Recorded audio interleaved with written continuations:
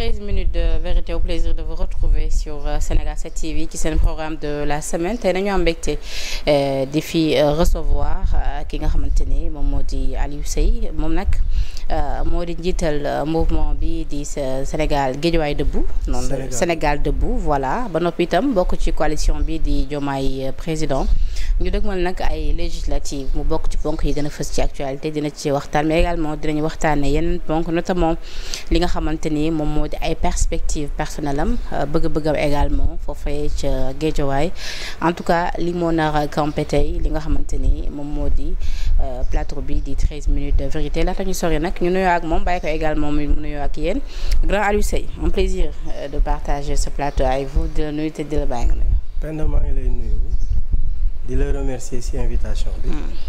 di nuyu waa Sénégal yëpp di nuyu waa Guédiawaye particulièrement di nuyu suma famille spécialement suma yaay ak suma soxna. ak suma frère yëpp maa ngi leen di nuyu. alors naka Guédiawaye. oh Guédiawaye ça va il y a un accalmie politique. mais bon ñi ngi liggéey sur le terrain comme naturellement on l'a toujours fait. Proche des populations waxtaan ak ñoom. dund ak ñoom naturellement parce que ñun suñu politique. oui bon politique de développement la. et sacerdoce la ci ñun quoi. moo tax ñu engagé wu en politique. donc di gërëm waa Guédiawaye. di gërëm waa Sénégal Debout yëpp. parce que aw ma seen fay. si seen fidélité si sama côté. parce que à chaque tournant décisif politique dañuy waxtaan bu ñu jëlee benn décision ñëpp dañuy rangé wu ci décision bi. soutenir li ñuy def. ànd si à vraiment ak engagement total. depuis combien de temps nga taxawal mouvement bi. bon mouvement Guédiawaye Debout ñu ngi ko taxawal depuis 2015 ñu njëkk a def suñu rencontre publique 2018 lancé ko après si objectif yi ñu njëkk a fixé comme charité bien ordonnée commence par soi-même. oui ñu fixé wu objectif que ni dañuy dem laaj baatu askan bi pour jël mairie Sam Notaire. ndax foofu la ñu dëkk. donc on a été à des élections en 2022 élections locales. dem ci am ci vraiment expérience bu baax am ci ay résultats yu baax aussi. ci ban bannière nga demee woon. bon suñu bannière bopp la ñu demee woon. candidature indépendante la ñu demee woon. donc bi ñu demee aussi on avait eu à peu près presque 2000 voix am ay conseillers municipaux yoo xam ne dañuy siéger à notre nom ci mairie Sam Notaire. mu nekk expérience bu baax am existant politique boo xam ni ñi ngi koy consolider loolu aussi permettre ñu mën a relever wu ba mën a dem lancer Sénégal Debout ci campagne électorale présidentielle yi passé ñu nekkoon ci candidat ñu recalé ñu. alors ginnaaw loolu ginnaaw parcours boobu yëpp nga nekkoon tamit ci li nga xamante ni moom moo di Benno Bokk Yaakaar lu war a nga génn Benno Bokk Yaakaar. ñëw ci coalition Diomaye président wala mosoo nekk ci Benno Bokk Yaakaar mosuma nekk Benno Bokk Yaakaar. kan moo nekkoon Benno Bokk Yaakaar quoi. Guédiawaye Debout dafa dem élection seul bi muy dem élection locale Benno Bokk Yaakaar dañ ñoo topp ba sonn pour ñu ànd ak ñoom autorités yi ci gën a mag recevoir nañ ñu waxtaan ak ñun pour ñu bàyyi suñu candidature mais puisque dañuy def lu ñu gëm di laaj baatu askan bi te ñiñ fi naroon teg doyuñu ñu dañoo gëmoon ni ñun ñoo doy suñu bopp. ak nit ñi àndal parce que nit ñi ñoo ñu tànn pour que ñuy porter seen ay voix. amee kon confusion am na foofu. Aliou Seye parce que à rappeler que ni yow également doom nga ci Dieynaba Fall. waaw te ku xam Dieynaba Fall xam ni ku am taxawaay la Guédiawaye ci wàllu politique. kenn du wax politique également Guédiawaye ba mu jeex te doo ci lim Dieynaba Fall. te ci Dieynaba Fall moom ku ne xam na ni à un moment donné àndoon na ak Benno Bokk Yaakaar vrai ou faux. donc yow ñu bëri jàppoon nañu ni comme tout le temps yaa ngi woon ki sa ginnaaw yaay bu demee Benno Bokk Yaakaar rek kon yow tamit duggoon nga. waaw xam nga li gën a yéexal suñu yoon loolu ci la bokk parce que psychologiquement les gens dañuy jàpp ni fii sa yaay nekk yàgg fii foofu nga war a dem bon ñun on est des cadres man je suis un bac+7 j'ai fait de l'immigration ñibbisi j'ai investi je suis chef d'entreprise donc dama am liberté d'esprit liberté de penser de donner mes orientations ak samay choix yu may def dans ma vie. donc c'est pas que damay dugg ci politique que fii la Adja Dieynaba Fall nekk man dama fay dem. maintenant ñu bëri politiquer nañ loolu ba tax gagné wuñu mairie Sam Notaire parce Justement. que tous contre nous les gens faisaient la propagande ni kii Benno Bokk Yaakaar lay liggéeyal mais le temps nous a donné raison. Comment ça? Parce que à chaque fois ñun ñu engagé wu ci benn option dañ ciy dem ba jeex mais on est très transparent parce que duñu jouer. Moi je n'ai jamais menti en politique, je ne fais pas de lobby politique, je ne fais pas de jeu politique parce que samay position c'est avec la population mais dans la clarté. Donc ñi ma ci àndal bi mu jotee ñu def suñu liste bopp ñu wax ñu ba sonn ni ñu bu leen def liste parce que bu ngeen demee après sondage dañuy yàqal Benno Bokk Yaakaar pour que mu perde. mais ndax boo àndoon sa yaay ci yooyu la jamono Aliou Seye doonu woon gën a yomb ci yow. mais moom ak taxawaayam. ak base bi nga xamante ne tamit am na ko. li Benno Bokk Yaakaar doon def donc c'est pourquoi ma taxawal Sénégal Debout ak ñi ma àndal parce que on avait opté pour changer Guédiawaye te li fa nekkoon bu ñu doyoon du ñu kii dañu leen di intégrer dem ànd ak ñoom donc on a créé à côté une entité boo xam ni dafay dem xeex pour population yi taxawal population yi pour porter le changement et les populations l'ont bien porté flambeau boobu ba nga xam ni tey moo ñu hissé ba ñu nekk en fait quelqu'un d'incontournable à Guédiawaye dans la scène politique moo tax aussi bi ñu demee élection am nañ ay résultats yu baax moyennant le Yewwi qui nous a tous raffolé perdre looñu parce que il y avait en fait une demande boo xam ni c'était très social mais Yewwi daf ñu perdre loo ñun ñëpp parce que à l'envergure de Ousmane Sonko moo tax ñu bari bàyyi ñu fi dem voter Yewwi mais nous sommes très connus et nous continuons nos relations très sincères très respectueuses avec les populations ci Guédiawaye di ko continuer ko. Sur quelle base le président Macky Sall recevoir woon. Bon président Macky Sall bi législative yi jotee donc amoon nañu résultat ak présence politique trop ci élection locale yi ñoom ñu remarqué ko après élection locale Néné Fatoumata Tall ñëw woolu ma toog ak moom mu wax ma ñun dañ la soxla ma waxtaan ak moom mu ni ma non yow daal ñun suñu yoon nekk si mais palais dinañ la woo.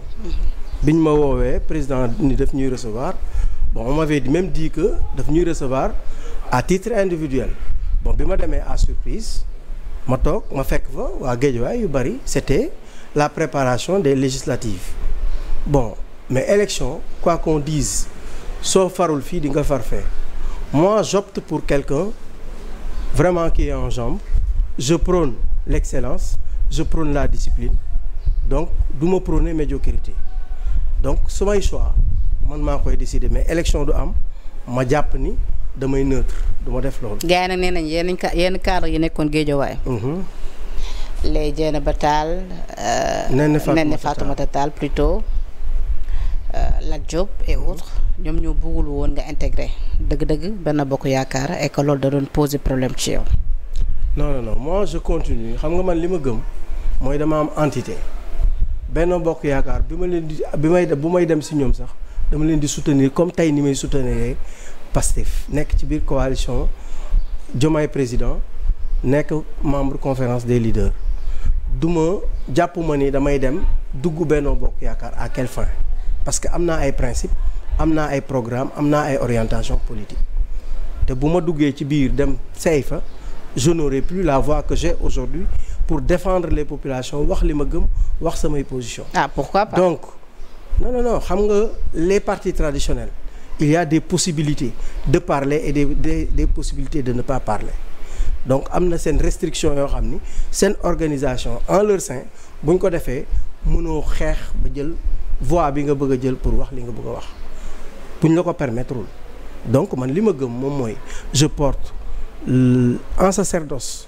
le combat des populations à Guédiawaye et partout au Sénégal loolu moo indi woon ñu nekk candidat à la présidentielle néanmoins président Macky Sall bi mu ñu recevoir waxtaan nañ ak moom toog ak moom wax ko lu ñu gëm bi mu jotee aussi on a soutenu la liste de Benno Bokk Yaakaar parce que dañu waroon tànn ay nit yuy représenter Guédiawaye à l'Assemblée nationale c'était pas une élection entre Pastef et Benno Bokk Yaakaar. Maître Dieynaba Fall ba tey mu ngi Benno Bokk Yaakaar. waaw Maître Dieynaba Fall mi ngi Benno Bokk Yaakaar. nu mu def moom. ah nu mu def mi ngi ci jàmm. mi ngi ci jàmm. alors léegi lan moo waral nga décidé dugg ci coalition Diomaye président ànd ak ñoom gunge leen ci présidentielle bi nga xamante ni am nañ ci raw gàddu avec 54,28% des voix. parce que Sénégal Debout dafa définir programme am bi ñu demee ba ñu recalé ñu xool la similarité des programmes entre yeneen partis donc on se rapprochait beaucoup plus ci programme Pastef moo tax ñu rejoindre coalition Diomaye président et en rejoignant coalition Diomaye président man je ne connais jusqu'à présent pas Ousmane Sonko. Ah bon? xawma Ousmane Sonko xawma Diomaye. Kon vous avez intégré le parti par le biais de qui? Voilà, donc la coalition, je veux dire. Bien avant même ñuy rejoindre pour vous dire que en fait defuñu politique pour des positions. On nous a proposé le poste de directeur de cabinet du ministre des Sports ak Lat Diop bi ñu commencé lancer suñu candidature ñu renoncer ko continuer suñu candidature bi ñu demee ba nga xam ni recalé nañ ñu xaar liste yi génn un samedi soir le dimanche ñu woote déclarer à l'insu de tout le monde ñu déclarer ni dañuy soutenir la coalition Diomaye président bi ñu ko defee Yacine Fall ñëw seet si ñu ànd ak Birame Souleye ànd ak Rama Bodian Yacine Fall l'actuel ministre des affaires étrangères de l'intégration africaine oui.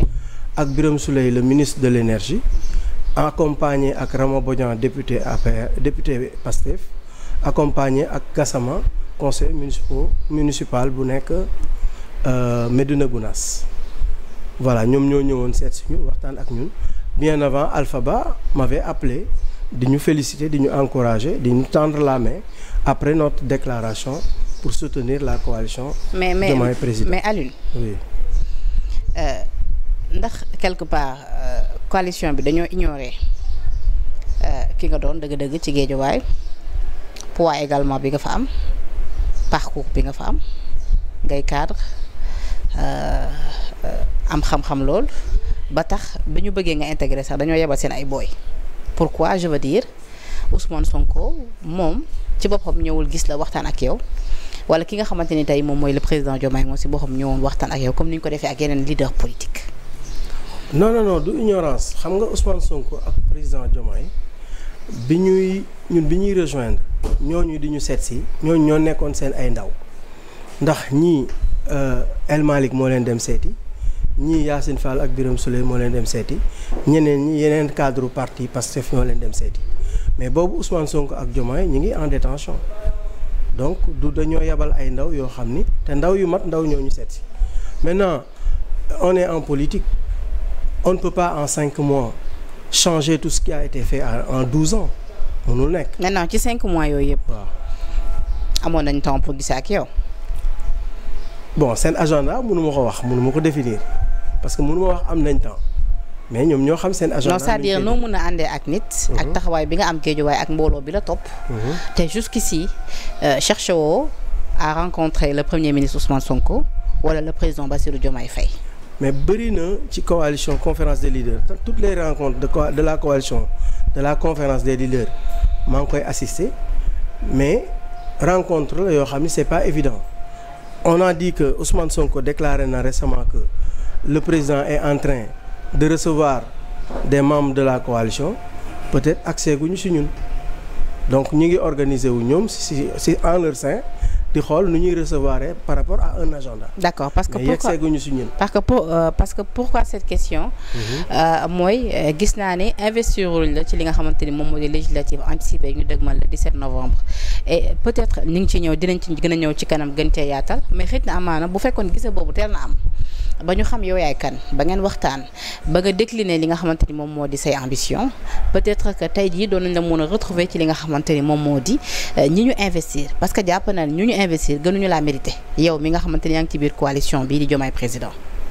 waaw xam nga question de mérite dafa relatif ku nekk ak li nga def ñun def nañ li ñu war a def parce que on a rejoint parce que duñu jouer on s'est engagé on s'est donné à fond on a financé le Sénégal Debout s'est mobilisé et a fait le travail au niveau national parce qu'on est représenté pratiquement dans toutes les régions donc ba mataloon suñuy parrainage ak lépp donc loolu bu ñu ko sottee liggéey ko ñu am ndam donc je ne pense pas que peut-être jotaguma gisante ak ñoom mooy problème. wala boog lu ñu mel dafay dëggal li gars yi di wax ci ñoom que ni Pastef dañ leen di siis seen alliés yi et que ñoom seen bopp rek moo leen ñor c'est-à-dire avant même ñuy porter leur choix ci yéen ñoom dañuy préférer porter ko ci seen ay propres militants.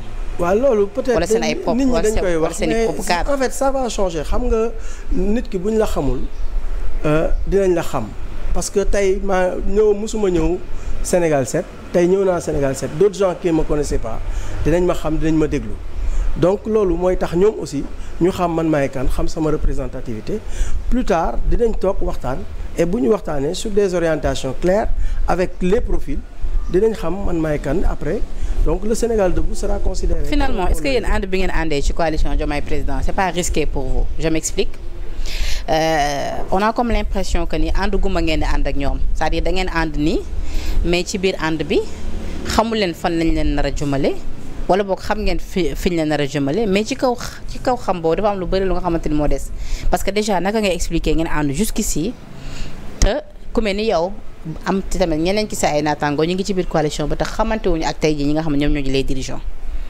waaw xam nga il faut donner au temps le temps te ñoom dañu hérité suma avis personnel la dañu hérité d'un pouvoir boo xam ne il fallait diagnostiquer et qui a un travail bu bëri amul temps aussi bu bëri pour peut-être dem def politique trop donc il faut que ñun aussi à notre sein ñu comprendre ni ñoom dañ leen jox ay responsabilités te ku si nekk si ñun bu ñu la joxoon responsabilité tu vas penser à ce peuple qui a eu confiance à qui tu dois donner des résultats ba pare nga doog a xalaataat en même temps donc tu fais une pierre deux coups maintenant le temps de la politique et le temps du travail prime donc jàpp ma ni xamuñu fi ñu jëmee parce que ñun ñëpp ay chefs de parti lañ dañoo ànd politiquement politique moo ñu dajale politique mooy tax ñu continuer suñu warul continuer aussi du ñu continuer parce que c'est des problèmes de principe. D'accord ci yenn critère la Ousmane Sonko basé wu ngir amal li nga xamante ni moo di ay choix am ci ñi nga xamante ni investir leen ci coalition bi. bon yooyu critère de choix yooyu y a pas eu de consultation au niveau de la conférence des leaders. Parce que on est 270 on était à une semaine pour déposer liste yi. Et il a bien dit que ñun au niveau de la coalition nañ ko defal ay propositions. Il nous a renvoyé même la question de manière très sincère parce qu'on lui a posé la question nan la ñuy defee bi mu proposé que ni dañuy dugal ay membres de la coalition sous la bannière de Pastef ñu dugal ay membres de la coalition pour ñu nekk ci liste yi ñu ne ko comment ça va se faire mu ne laaj naa leen ko faites-moi des propositions maintenant propositions yi peut-être la présidente Aïda Mbodj elle serait beaucoup plus apte à répondre sur le procédé bi nga xam ni moom la def pour jox ko ay nit mais dans le groupe ils ont demandé ku nekk candidat ku nekk député intéressé na nga joxe say kayit ci groupe bi ci bi voilà joxe benn numéro boo xam da ngay woote ci nit kooku lañ doon déposer les casiers judiciaires extraits de naissance et documents requis pour être candidat. noonu daal lañ ko defee mais jëluñu seen téléphone wala boog jéemuñu gisee ak ku nekk ngir laajte li nga xamante ni moom moo di say dossier. waaw loolu dañ ko cabax rek ci groupe bi ni ku mu neex daal. nga ku bëgg nekk candidat nga joxe say kayit. boo joxee say kayit ñu soumettre ko peut-être à la commission bi nga xam ni mooy waxtaanee ñan la ñuy tànn ak yan critères. mais moom laa lay wax sànq na c'est-à-dire boo gisee déjà ci defin bi. ndax loolu du ñàkk leen wekk yéen. waaw mais démarche bi peut-être man démarche bi apprécié wu ma ko moo tax joxe wu ma sama kayit par principe parce que aussi ñun dañu nekk parti politique. am ay militants yoo xam ni des cadres yoo xam ni dañuy concerté wu ak ñoom bu ñu waree jël décision à notre sein c'est pas que man kese man la ñu war a tànn donc man mën naa bañ a nekk candidat mais y a d'autres cadres yoo xam ne ñu ngi ci parti bi gën a mérité sax que man pour nekk député gën ma am profil bi. donc buñ ñu demandé woon ni waxtaan leen ak seen parti ngeen proposé ñu ay liste bu parti bu nekk doon proposé liste am man j'aurais proposé. mais comme demeewul noonu j'ai préféré. faire profil bas en même temps nit ñi bari nañ.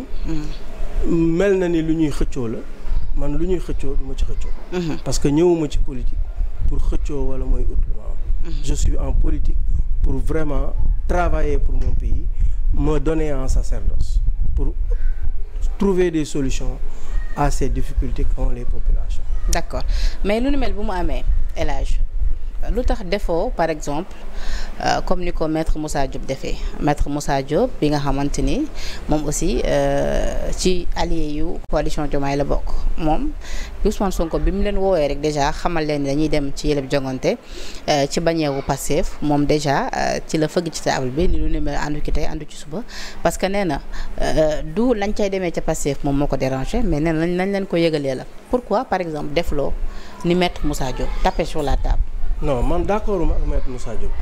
parce que c'est moi-même qui l'ai répondu bi mu waxee parce que bi mu waxee ay kàddoom daf ñu engagé ñun ñëpp te li mu wax du loolu la Ousmane Sonko wax moom dafa génn mu ni Ousmane Sonko nee na soxlaatul coalition bi partem kese moo ko ñor donc moom dafay dem ak partem alors que Ousmane Sonko dafa wax ni amuñu temps matériel bu nga xam ni fii ak samedi ñu defar fii ci 270 partis et mouvements plus Pastef ñu defar fi coalition tabb fi ay nit investir leen déposer liste yi préparer documents yi de par son expérience bi mu am parce que mi ngi ci 3e expérience am en législative beneen bi pour sécuriser aussi yenn coalition yi nga xam ne historiquement am na ci expérience ñenn ñi ànd ak ñoom yàlla def ñoom ñu nekkoon parti bi gën a am doole ñenn ñi dugg ci seen peut-être ci seen doole yàlla mooy fale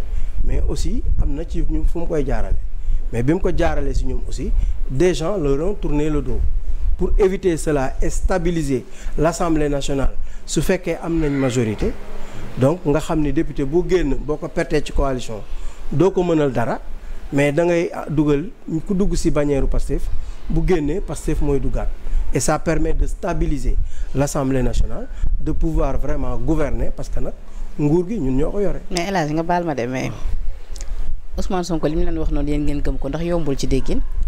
waaw xam nga fii. parce que boo nee amul temps ci diggante bi pour ñu defar li ñu war a defar alors que moom am na temps pour toog 7 mois ci li nga xamante ni moom moo di nguur bi amoon temps pour gisee ak yéen waxtaan ak yéen amoon temps pour sottante ak yéen xalaat mu ñëw bàyyi ba mu neex ko mu ne leen dem leen toog soxlaatuma leen yéen ngeen bëgg ko layal.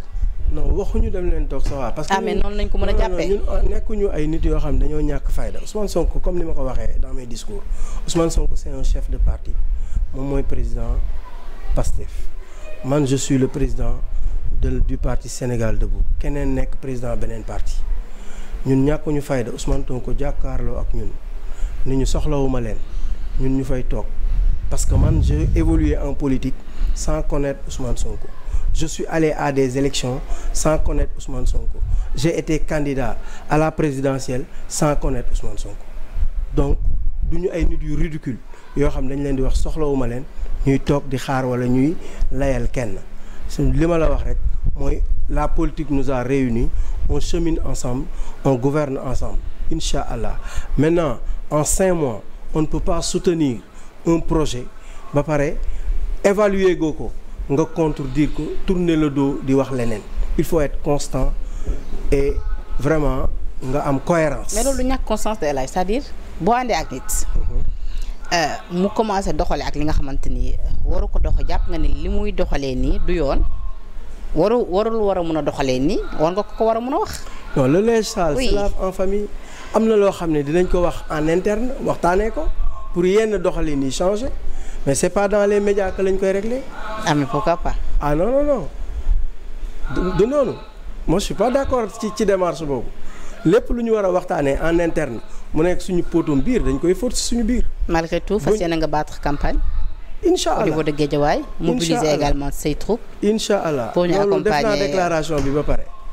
def naa déclaration bi je lance encore la sensibilisation wax ñëpp nañ taxaw thème pour donner une majorité plurielle à la bannière Pastef. D'accord. Pour que vraiment ñu am benn assemblée. bu baax mais surtout permettre que ñu mën a stabiliser assemblée bi ba pare.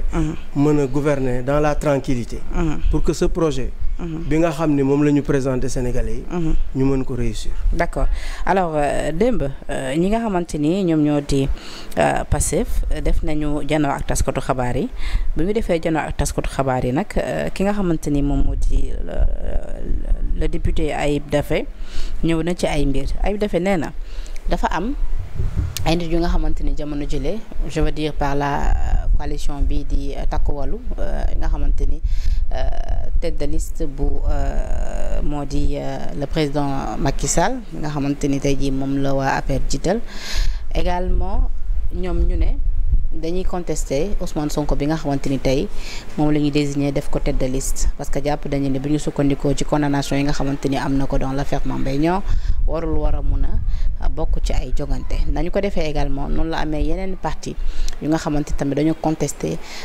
Barthélémy Dias bi nga xamante ni tamit moom mooy tête de liste Sàmm Sa Kàddu mais bu ñu taxawee ci Ousmane Sonko ñoom jàpp nañu ni yooyu la nit amaana tey ji lañ bëgg ci Ousmane Sonko loolee dara amu ci yow déjà lu ni mel contestation bi ñenn ñi contesté bokkum Ousmane Sonko ban jàngat nga ci am.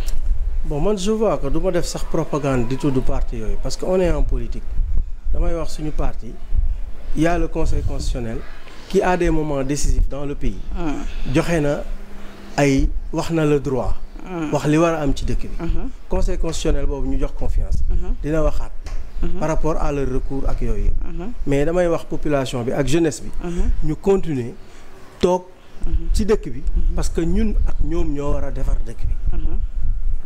alors leneen tamit lu nga xamante ni wax nañ ko ci boobule conférence de presse ci kàddu ki nga xamante ni moom moo di El Malick Ndiaye def na tamit démb ay révélation yu bëri ci li nga xamante ni tey jii moo di fonctionnement wu AIBD ak yenn ci ay direction comme pour duutaat baaraam li nga xamante ni en tout cas le PM fan yee passé bi muy def état des lieux wax na ko ci li nga xamante ni ñi fi nekkoon noonu lañ sax saaxee alal réew mi ak yu nu mel dikkaat na ci quelque part mais aussi ndax da nga jàpp ni révélation yëpp ñuy accélérer ces temps-ci c'est plus tey jii pour diminuer seen chance ñoom yu ñu am tey jii à remporter peut-être ces législatives. bon révélation yi c'est normal parce que xam nga bi ñu accès rek. peut-être nit ñi ñooy indi. le contexte politique. mais président Diomaye bi mu accès. dafa wax nañ publier les rapports. pourtant boobu kenn waxul ni. dañoo def ay révélations pour multiplier seen ay chances pour politique. les révélations étaient en train d'être faites boobu ba tey ñi ngi def ay révélations parce que publier nañ fi rapport Cour des comptes yeeg yëpp bi Diomaye accès loolu la wax président bi mu accès loolu la njëkk a wax donc boobu pourtant demuñu woon élection mais kenn waxul ni dañuy multiplier suñu chance dañuy politiquer affaire yi mais les choses sont en train de suivre leur cours ni ñu ko war a defee rek lañ koy defee peut-être période bii dafa tombé El Malick jot dossier yëpp ba war a wax mu wax. élément de langage la pour ñenn ñi. c'est-à-dire pour ñenn ñi élément de langage. mais relativement à chacun ku nekk noo koy interpréter. mais ndax lu ni mel war na am. bien sûr lu ni mel lu war a am la.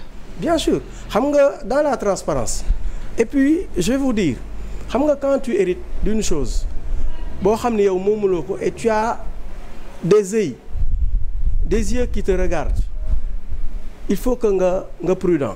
beneen bi nga diagnostiqué ba pare nga wax fi ngay tàmbalee parce que comptabilité boo gis ci àdduna dañ koy clôturer ba pare démarrer année bu bees boo gisee ci comptabilité dañuy def exercice n+1 exercice n+1 noonu lañ koy defee boo tëjee comptabilité bi da nga koy tëj ak ay information ak un résultat donc diagnostic yooyu ñu def moom moo indi El Malick ak yeneen responsable ak ministres yi nekk ci gouvernement bi ñu jox leen ay lenge yu bees ñu xool li fi nekkoon bu ñu xoolee li fi nekkoon ba xam ko parce que sur la base d'une bonne information on prend une bonne décision mais soo ñëwee rek ñu jox la rek nga tàmbali di doxal te xamoo li ci biir mais su la rattrapé yaa ko def mais tey xam nañ li ci biir on parle aux populations sur ce qu'on a trouvé après li population yi di xaar ci ñun mooy ñu changer dëkk bi defaraat ko dundin bi yomb mais ñu mën a teg les jalons du développement sur cette base bien que loolu leeral nañ ko que ni lii du ñun.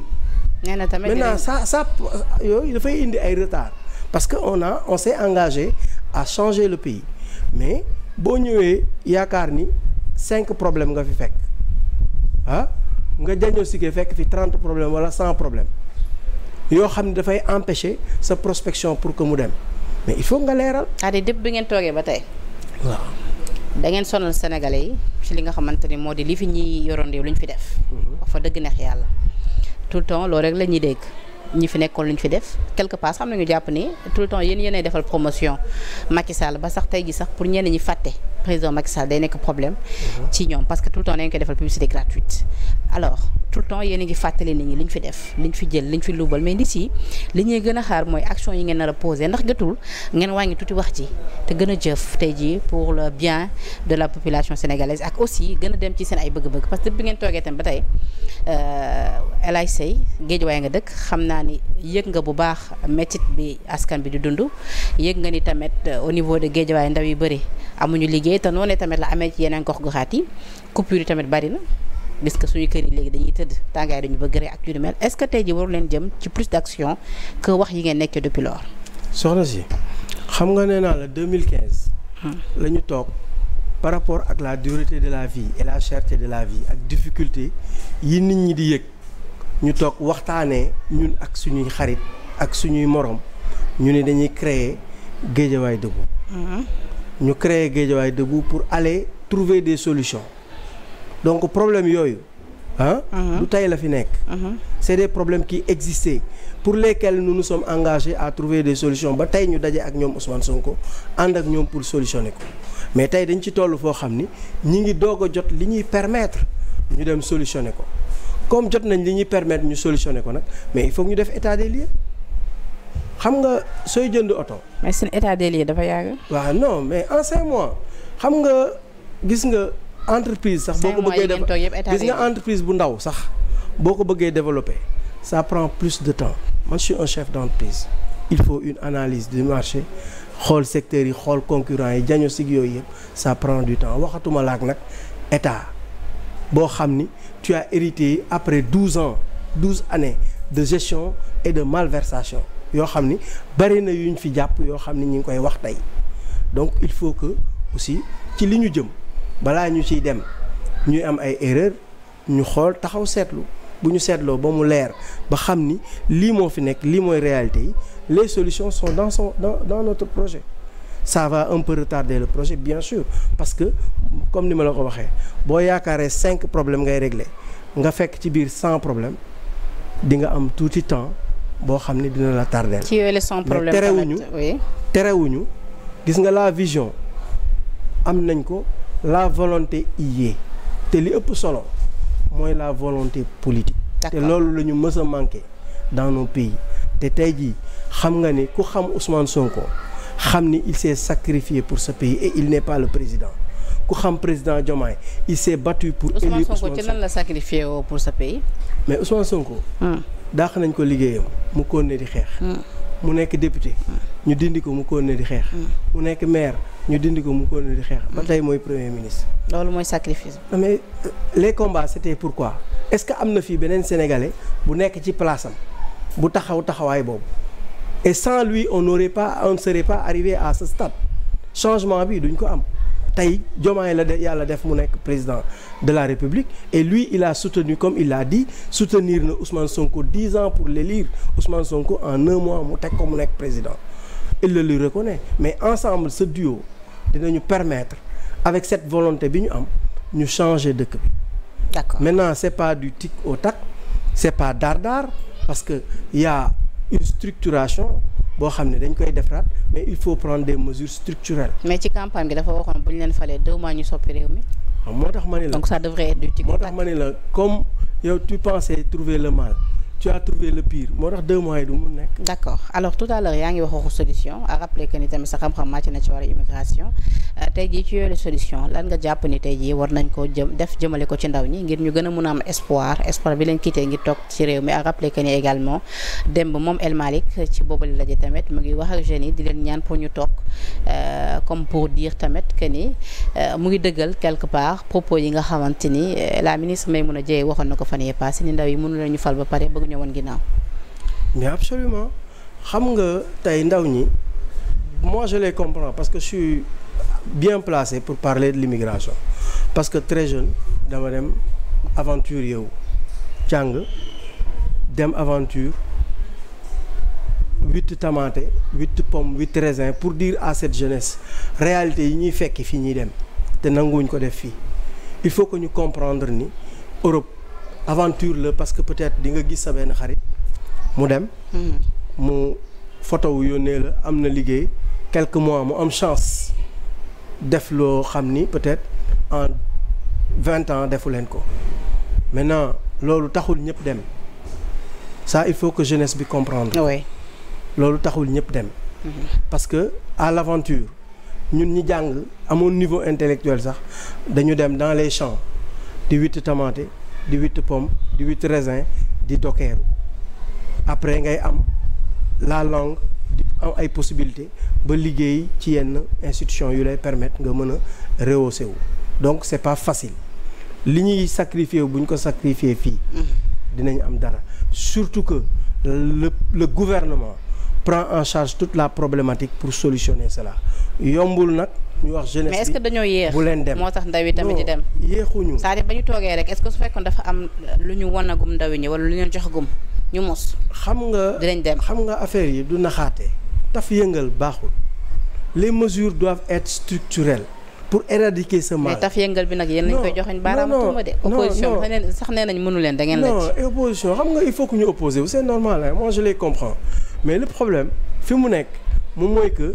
mënoo bëgg Sénégal ah nga perte pouvoir bi nga nekk à l'opposition ngay jéem a détruire wala ngay manipuler l'opinion c'est pas bon il faut que ñun ñëpp tey li ñu waroon après passage bi ñu jaar pour que ak difficulté yi Sénégal jaar ñun ñëpp dañoo waroon unir en un seul coup pour soutenir le Sénégal ñi am xalaat bu baax ñu wax ko ñi gis ni fii doxul ñu passer le message sans aller vilipender wala ñuy butipoler wala ñuy calomnier c'est pas bon moi je ne fais pas partie de cela et je n'apprécie pas cela li may apprécier plutôt moom mooy que toute cette opposition li ñu bëgg moom mooy peut-être des problèmes d'opposition mais aujourd'hui problème d'opposition warul ñor kenn le Sénégal ñu hissé ko au premier rang génne ko ci difficulté yi mooy jàmm ñëpp mooy salaamu ñëpp parce qu'on a vécu des moments purs yoo xam ni ça va être compliqué parce que même sur le plan économique gis nga fan yee passé le ministre Ousmane Sonko tamit bu muy def état des lieux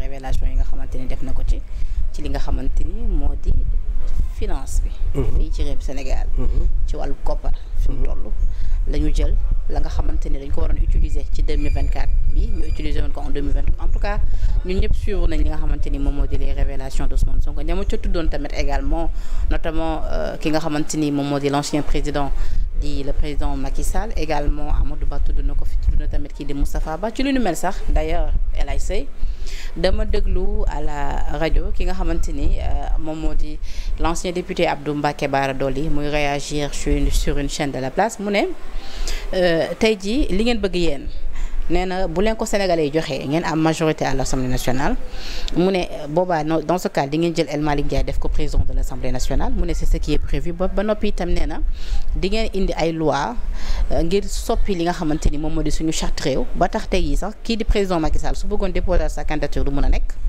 nee na tamit kii di Amadou Ba su bëggoon déposer waat sa candidature du mën a nekk ak ñeneen ñi nga xamante ni lim ne leen ci wàllu luubal te neen lu ni mel foofee ngeen bëgg jëmale askan bi te lu ni mel bu dee am na dëgg-dëgg ndax on peut parler dans ce cas-là de rupture. xam nga politique propagande daf ci yàgg boo fàttalikoo bi ñuy def référendum dañ doon wax ni Macky Sall dafa bëgg a légaliser góor jigéen tey ñu ngi ci dem élection législative ay politique ñooy wax. loolu Ousmane Sonko moo ko doon non mais d'accord je vais te dire. Ouais. non c'est pas Ousmane Sonko. Ousmane Sonko daal wax ni waaw mais moo ci gënoon fës mais tamit non je vais te dire c'est tout référendum bi c'était pas Ousmane Sonko sax boobu du Ousmane Sonko. non ci Ousmane Sonko émergé gul sax. non Macky Sall moo doon promouvoir góor jigéen c'est-à-dire loolu référendum bi. kaddu yooyu laa wax bi ñuy wax référendum bi référendum bi moment bi ma la jox ci exemple référendum bi ñu koy def Ousmane Sonko émergé gul.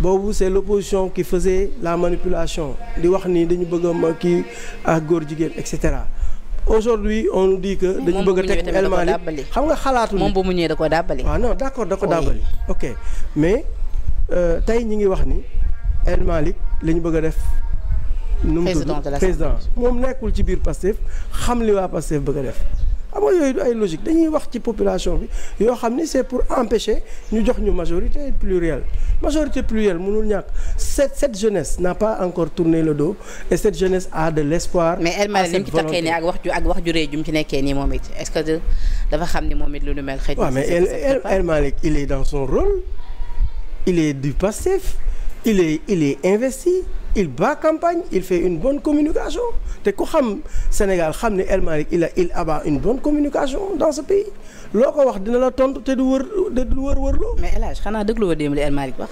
mais déglu naa mais moom en personne dégg nga ko mu ne dégg nga ko mu wax ci li nga xamante ni moom moo di candidature Macky Sall. waaw dégg nga ko sax mu xaw cee sax kaañaale leen comme pour dire que ni xëj na dellu ginnaaw gënut a rëy nga nekkoon fi président dem ma mujjantal ba sax nga bëgg ñëw nekk li nga xamante ni moom moo di député. ci ni mu ko waxee ci tënk.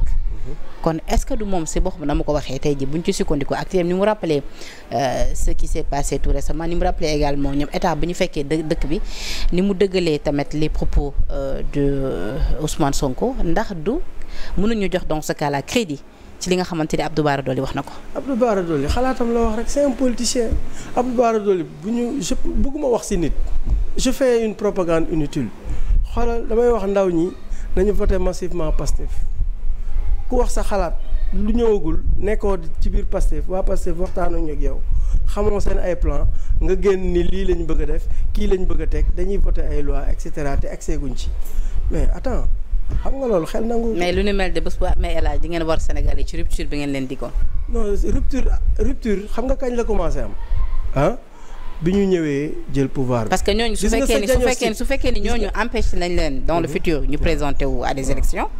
ce qui veut dire que yéen yéenay bëgg nekk ci nguur gi ba kañ. mais si yenn critère te yéen a fi doon wax troisième mandat dañ koy bañ. kon si yenn critère ngeen fas yéene yore réew mi lañ leen di empêché ci yenn critère par exemple selon toi ci yenn critère lañ leen di indi ay modifications ci li nga xamante waaw mais modification ça a toujours été dans si modification yi bu dee dafay gën a baaxal fonctionnement dëkk bi mais c'est pas un problème l'essentiel na ko peuple bi d'accord ou ceux qui représentent le peuple bu ñu ko d'accord mais c'est pas un problème l'essentiel c'est pas ay personnes benn nit wala ñaari nit yoo xam ne mënatuñ présenter wu c'est pas important li am solo dëgg xam mooy lan. ay sénégalais non déggoo li ma wax mani non mais xam nga non duñu leen empêcher non déggoo li ma wax de mani benn nit wala ñaari nit non dama ni benn nit wala ñaari nit yoo xam ne bokkuñ ci ay élections parce que li ñu tëgg ci constitution moo leen empêcher loolu c'est dans le cadre général par contre li am solo ba am solo xam nga mooy lan. mooy ñu teg dëkk bi ci raay yu baax ba nga xam ni Sénégal dina avancer et c'est ça que aujourd'hui que les populations attendent de nous et ci loolu la ñuy focus. Les populations aussi attendent de vous ci li ñu daan gis ngeen ñëw prôné ko muy rupture c'est important terme bi ngeen employé. ngeen jugal tamit jubal jubbanti. kon jubal jubbanti dafay commencer par soi-même c'est-à-dire li nga xamante ne que daan gis ci nguuru Macky Sall. ay nit yu war a bokk ci ay jongante ñu leen koy tere di leen ko empêcher di ut ay astuces yu nga xamante day tax ñu duñu seen candidature ñu koy invalider et tout c'est-à-dire loolu xaaruñu ko yéen ci seen nguur. mais est-ce que dañ ko defagum. da ngeen di xaar ba ñu def ko defaguñ ko ngeen bëgg ni ñun dañ ko bëgg a def seen xalaat yi ngeen wax ko bëgg ñu yàqal bu leen ñu yàqal bàyyi leen ñu liggéey ñun on est prêt te dinañ changer Sénégal incha allah loolu y a pas de souci empêché wuñ kenn mu nekk candidat maintenant constitution bi bu ñu ko revoir c'est tous les Sénégalais qui vont apprécier ce sera soumis à l'appréciation du peuple sénégalais qui vont valider bu ñu ko valider mais ku si éligible kooku. du diw moo la empêché. d'accord xam nga mouvement bi ñu tuddee ànd liggéey. waaw xam nga ko. dama koy dégg. ànd liggéey nee nañu ñoom ci liste proportionnelle yi nga xamante ni yéen da ngeen ko teg. nee nañu ci lañ bokk te nee nañu dañ leen yónni pour ñu invalider la candidature de Barthélémy Dias te nee nañ ñu leen yónni du ñenn ñu dul yéen en tout cas accusation yi Sàmm Sa Kàddu moo ko teg ci yéen seen coalition yéen tontu nga ciy def. mais xam nga li ma lay waxaat rek la xam nga waa ay nit bu ñu waxee ku nekk ci période politique c'est des enjeux de communication maintenant les détracteurs sortent pour dire n'importe quoi mais ñun yaakaar naa ni si li ñu focus mooy defar suñu liste dem gagner élection yi am majorité plurielle que ñuy nekk fii di tal keneen parce que kenn mënuñu fi gagner. mais bés gis nga résultat yi mais invalider la candidature de Barthélémy Dias comme ni ko ànd liggéey bëggee mooy tamit invalider la candidature de Ousmane Sonko. mais déggoo li ma la wax sànq en début dama la ni du ma def propagande benn parti wala may tudd turu kenn. mais c'est important. xoola non mais déggoo li ma wax dinaa ñëw ci réponse non déggoo li ma mais du ma leen defal non déedéet du ma leen defal propagande ci sama discours man intéressé nañ ma je les suis je regarde ce qu'ils sont en train de faire yaa ngi dégg. mais par contre du ma leen tudd pour defal leen propagande politique mais nee naa la ci ay moments décisif conseil constitutionnel nekkoon na fi ñëpp naan conseil constitutionnel dañ ko jënd dañ ko manipuler dañ ko lii gis nga ces 7 sages là ils ont la liberté de décider et de dire le droit au moment venu ku sa candidature baax di nga jàll ku sa candidature baaxul doo jàll. D'accord. C'est pas le gouvernement qui invalide, c'est le conseil constitutionnel qui décide. Haute cour de justice bi nga xamante ne El Malick annoncé na ko. mais bu ñu ko waree def. dañoo fas yéene traquer les Macky Sall et autres.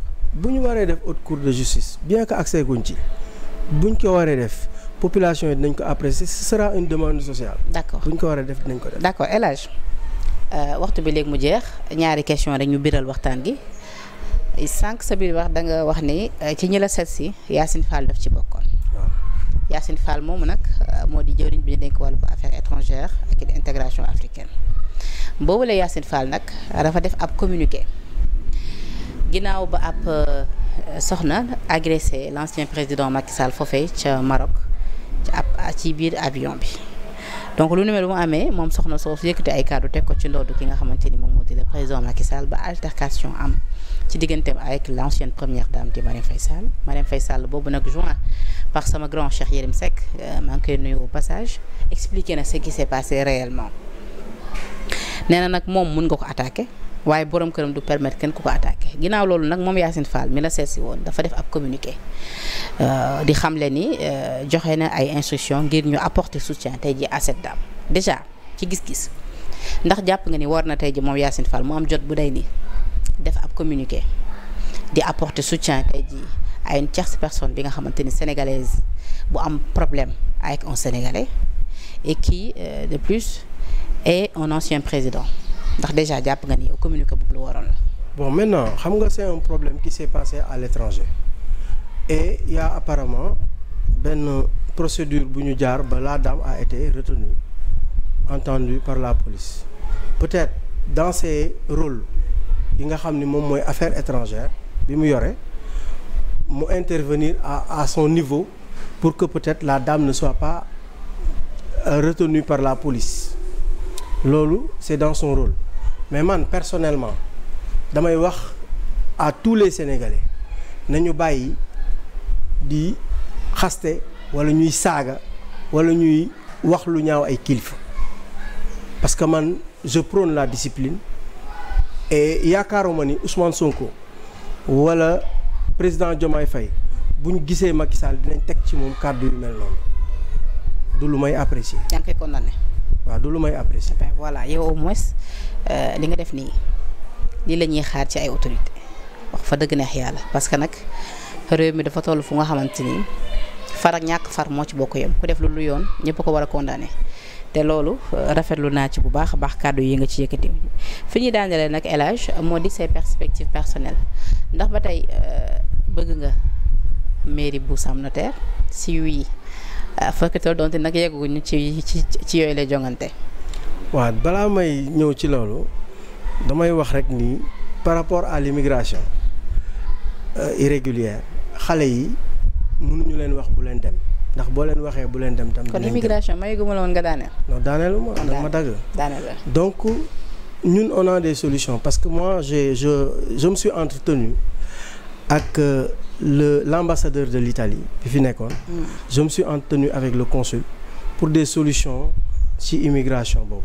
et le ministre de l'Intérieur l'a compris parce que. gis naa mu def bureau départemental de l'immigration à Mbour loolu c'est important. et loolu ça doit être installé un peu partout au Sénégal dans tous les départements pour permettre xale yi ñu am interlocuteur d'abord parce que bu ñu amee interlocuteur il y a d'autres voies légales yoo xam ni dina leen permettre ñu dem ci def immigration liggéey dellu si parce que ambassade Italie rek soxla nañ 450 000 travailleurs dans tous les secteurs donc yooyu c'est l'État après moom moo koy def en partenariat avec des conventions yoo xam ne ñun am nañ ci un programme bien défini avec des solutions claires yoo xam ne dinañ ci liggéey ak gouvernement bi. ñu fësal ko su ko defee xale yi tamit yëg ko c'est important. voilà incha allah dinañ ci liggéey ak gouvernement bi. et puis dinañ lancer même benn campagne de sensibilisation par rapport à ça waxtaan ak ndaw ñi pour les retenir ici parce que li ñuy uti dina am fii. loolu nag maa ngi lay invité. waaw pour plus de visibilité nga ñëw liggéey si ak ñun Sénégal 7. waaw su ko defee rek sa communication fi nga bëgg mu yegg fa incha allah dina fa yegg. on prend un accord. jeex na y a pas de souci. jeex na maintenant par rapport ak Sam Notaire. ñun xam nga on a été à des élections parce que li ñu dugal. ci Sam Notaire nag Aminata Kanté yàgg na fa lool. waaw yàgg na fa mais incha allah dina fi jóge xam nga bii passé y a eu deux problèmes nee nañ defu fa dara. bii passé y a eu deux problèmes yoo xam ni porté nañu préjudice. wala mu ngi liggéey Aminata Kanté. Aminata Kanté bon.